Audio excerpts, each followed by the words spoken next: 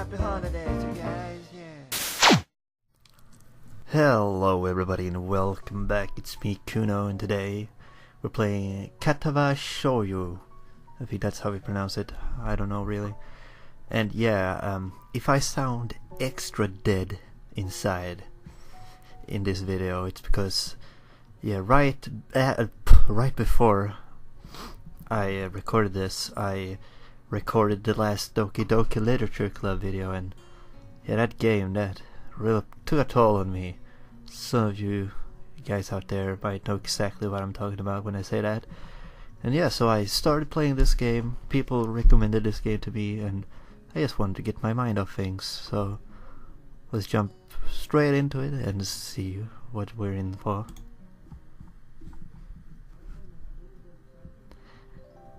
A light breeze caused the naked branches overhead to rattle like wooden wind chimes. This is a popular retreat for couples in the summer. Fuck. I can barely read now, guys. Sorry. I'm still a little bit. I was trying and fucking trying not to think about Doki.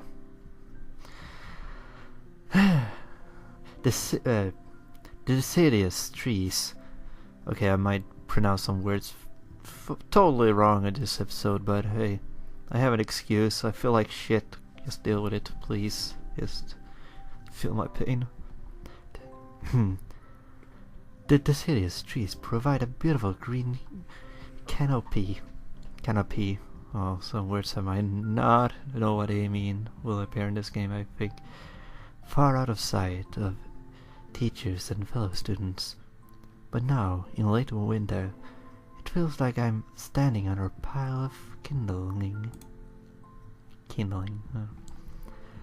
I breathe into my cupped hands and rub them together furiously to prevent them from numbing in this cold.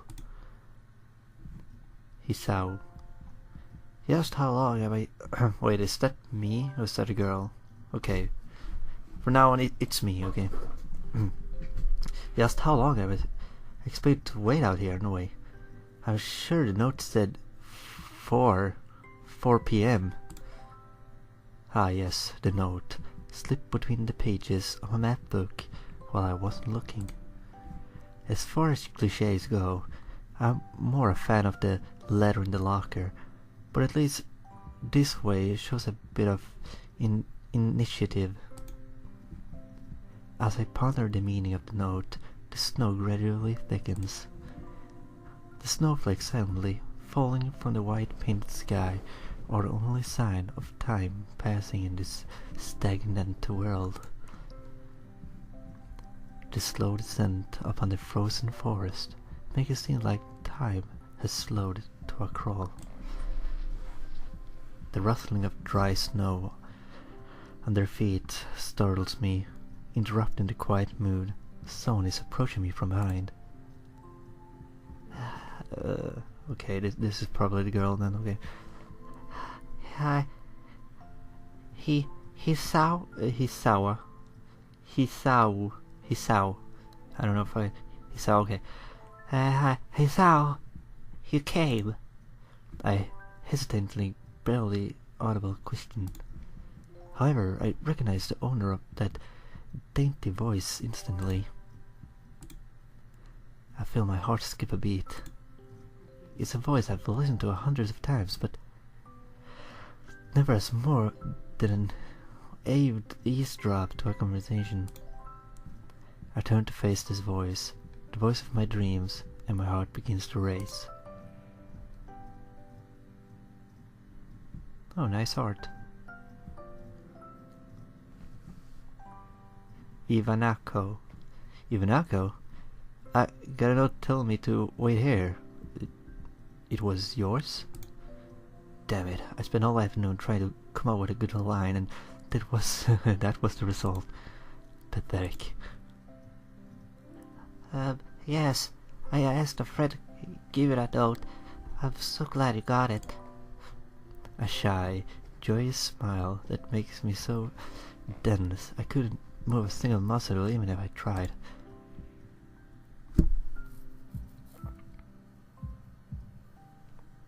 My heart is pounding now, as if it were trying to burst out of my chest and claim this girl for itself.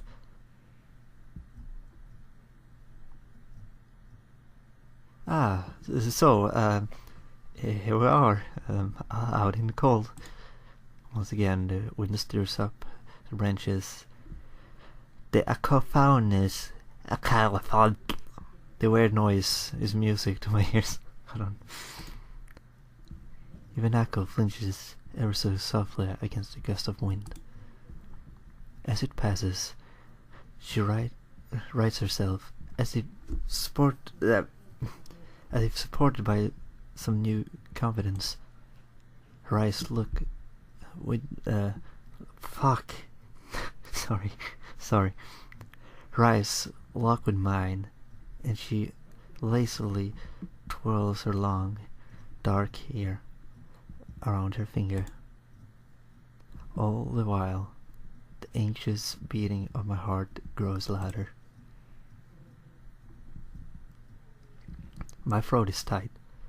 I doubt I could even force a word out if I tried. You see, I wanted to know if you'd go out with me. I stand there, emotionless, save for my pounding heart. I want to say something in reply, but my vocal cords feel like they've stretched beyond the breaking point. He's out. I reach up to try to massage my throat, but it's only sent spikes of blinding pain along my arms. He's out. My whole body freezes, save for my eyes, which shoot open in terror.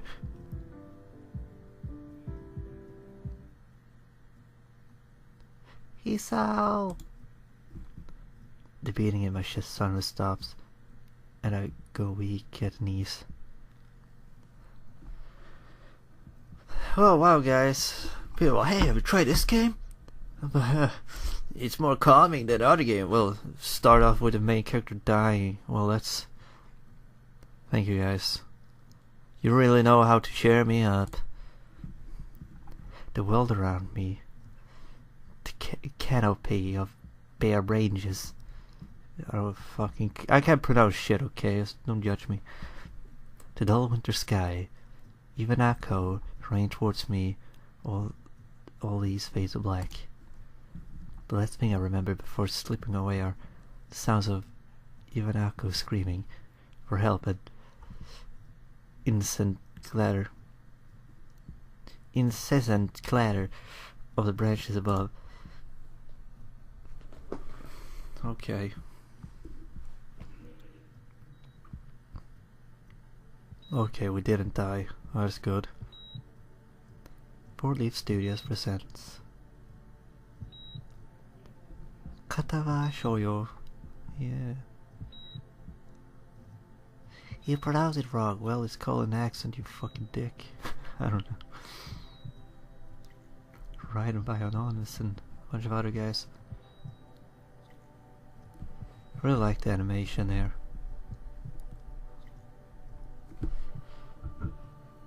Oh jeez.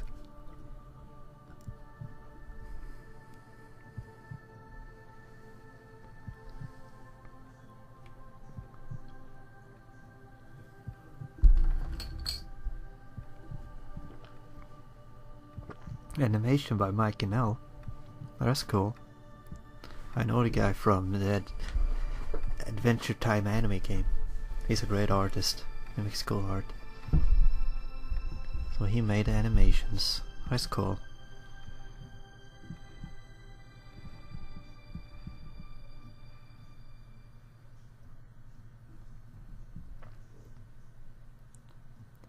It's been 4 months since my heart attack.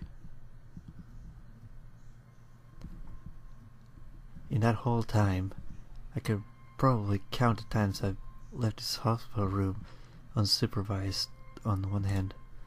4 months is a pretty long time when you're left alone with your thoughts, so I've had plenty of time to come to terms with my situation. arrhythmia. I don't know. A strange word, a foreign, alien one. One that you don't want to be in. Don't want to be in the same room with. A rare condition causes the heart to act erratically and essentially beat way too fast. So it's a heart condition. It can be fatal. Wait. A rare condition. It causes the heart to act irrationally and essentially. I think that's. I don't know. Beat way too fast. It can be fatal. Apparently, I've had it for a long time. They said it was a miracle that I was able to go on so long without anything happening. Is that really a miracle? I guess it was supposed to make me feel better, more appreciative of my life. It really don't do anything to cheer me up. My parents, I think, were hit harder by the news than I was. They particularly had two hemorrhoids. I don't know if I know. I already had a full day by then to digest everything. To them, it was all fresh. They were even willing to sell our house in order to pay for a cure. Of course, there isn't a cure. Because of the late discovery of this condition, I've had to stay at hospital to recuperate from the treatments. When I was first admitted, it felt as if I was missed. For about a week, my room in the ward was full of flowers, balloons and cards. But the visitors soon dwindled and all the goodwill gifts began trickling down to nothing shortly after. I realized that the only reason I had gotten so many cards and flowers was because sending me their sympathy had been turned into a class project. Maybe some people were genuinely concerned, but I doubt it. Even in the beginning, I barely had visitors. By the end of the first month, all of my parents came by on a regular basis. Ivanako was the last to stop visiting. After 6 weeks, I never saw her again. We never had much to talk about when she visited anyway.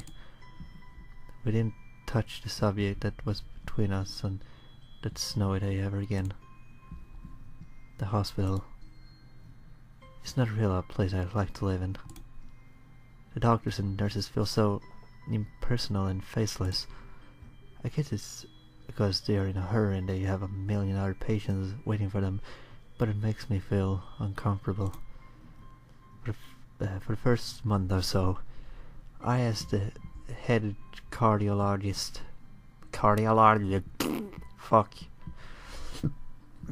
asked the head guy every time I saw him for a rough estimate of when I'd be able to leave. He never answered anything in a straightforward way, but told me to wait and see if the treatment and surgeries worked.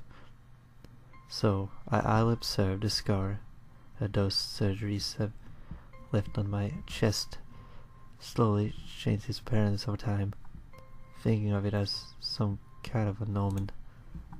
I still ask the head guy about leaving, but my expectations are low enough now that I'm not disappointed anymore. Disappointed anymore when I don't get a reply. The way he shuffles around the answer shows that there is at least some hope. At some point I stopped watching TV. I don't know why, I just did. Maybe it was the wrong kind of escapism from my situation. I started reading instead.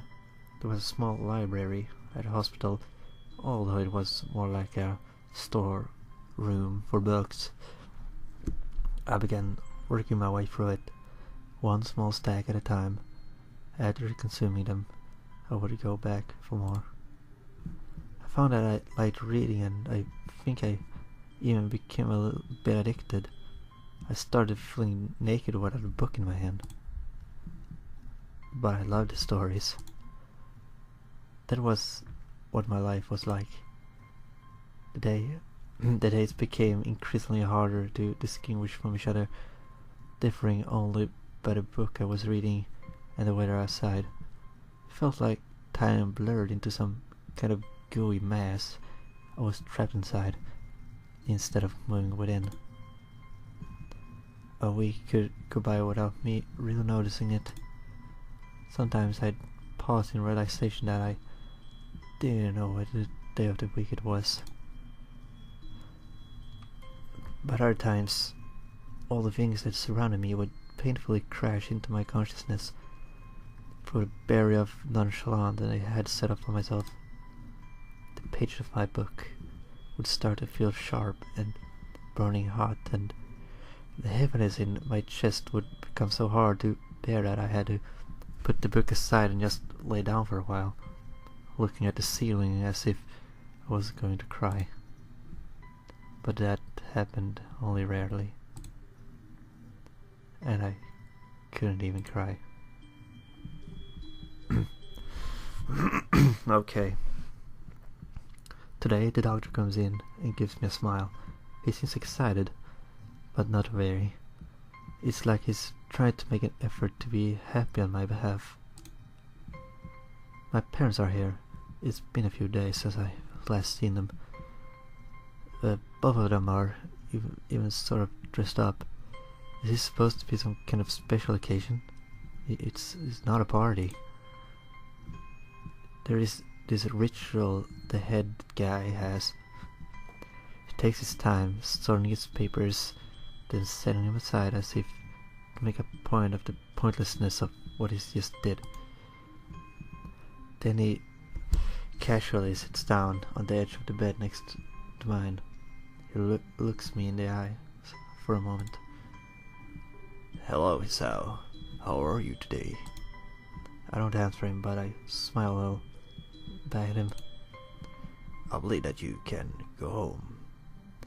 Your heart is stronger now, and with some precautions, you should be fine. We have all your medications sorted out. I'll give your father the prescription. The doctor hands a sheet of paper to my dad. His expression turns wooden as he reads it quickly. So many. I take it from his hand and take a look at myself, feeling numb. How am I supposed to react to this?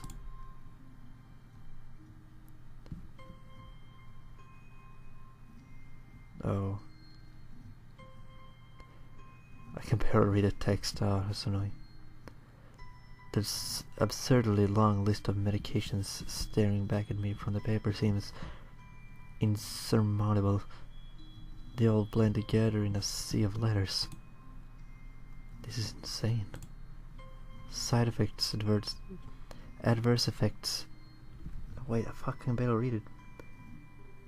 Contradictions and dosages are listed line after line with cold precision.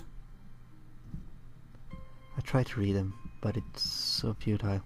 I can't understand none of it. I'm tempted to only makes me feel sicker. All this for the rest of my life? Every day? I'm afraid that is the best we can do at this point. However, new medications are always being developed, so I wouldn't be surprised to see that list fades over the time. So I wouldn't be surprised to see that list fade over the years. Years? What kind of confidence booster is that? I have felt better if he hadn't said anything at all. Also, I spoke with your parents and we believe that it would be best if you don't return to your old school. What? Please, calm down, Hisao. Yeah, Hisao. Okay. Hisao, listen to what the doctor has to say. Calm down? The way he tells me knew full well that I wouldn't like it. Am I going to be homeschooled? Whatever of my concern shows is ignored. Whatever of my concern shows is ignored. Well, we all understand that. Sorry. We all understand our education is paramount. That your education is paramount. However, I don't think that it is wise for you to be without supervision. At least not until we're sure that your medication is suitable. So I've spoken to your parents about a transfer. It's a school called Jamaku Academy that specializes in dealing with disabled students. Disabled? What? Am I? It has a 24-hour nursing staff, and it's only a few minutes from the highly regarded general hospital. The majority of the students live on the campus. Think of it as a boarding school of sorts. It's designed to give students a degree of independence while keeping help nearby. Independence? Is a school for disabled kids. Don't try to disguise the fact. If it was really that free, there wouldn't be a 24-hour nursing staff, and you wouldn't make a hospital be nearby a selling point. Of course, fuck, you can't remember his voice. Of course, there's only if you want to go, but your mother and I aren't really able to homeschool you. Went out there and had a look a couple of weeks back. I think you like it. It's full of girls. I don't know. It looks like I really don't have a choice. Compared to other heart problems, people with your condition usually tend to live long lives. You'll need a job one day, and this is a good opportunity to continue your education. This isn't an opportunity. Don't call it an opportunity. Don't call it a goddamn opportunity. Well, you should be excited at the chance to go back to school. I remember you want to return to school, and while it's not the same one, a special school, that's an insult. That is what I want to say. It's a step down. It's not what you think. All of the students there are pretty active in their own sort of way. It's geared towards students that can still get around and learn, but just need a little help in one way or another. Your father is right, and many of the graduates of the school have gone on to do amazing things. A person that doesn't have to be held back by their disabilities. One of my colleagues in another hospital is a graduate. I don't care. A person doesn't have to be held back by their disability. That's what a disability is. I really hate that something so important was decided for me. What can I do about it? A normal life is out of the question now. It's funny. I'd always thought my life was actually kinda boring, but now I miss it. I want to protest. I want to blame this lack of reaction on shock or fatigue. I could easily yell out something now. Something about how I could go back to school anyway. But no. I don't say anything. The fact is that I know it's futile. I look around the room, feeling very tired of all of this. The hospital, doctors, my condition, everything. I don't see anything that would make me feel any different. There really isn't a choice. I know this. But the thought of going to a disabled school... Oh, what are those even like? As much as I try to put a positive spin on this, it's very difficult. But let me try. A clean slate. A clean slate isn't a bad thing. That is all I can think of. Fuck. It's very much reading. But I'll do my best to continue. We have to continue a little bit more. At least let him get out of the hospital before we end the video, you know. That is all I can think of to get me through this. At least I still have something, even if it is a special school. It's something. It's a fresh start.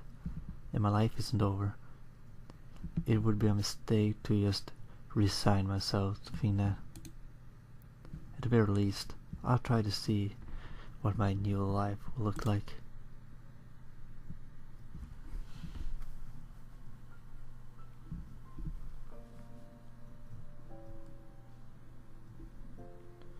Oh, just like us, and we have like a band-aid on our heart. That's pretty cool. But I mean, if this is a visual novel, like dating sim thing, this guy shouldn't like fall for anybody, you know, his heart condition and all that. I don't know. The gate looked far too pompous for what it was. Okay, I'm gonna save now, guys.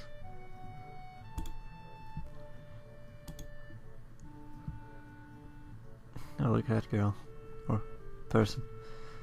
Okay, guys. We're gonna pick this up tomorrow.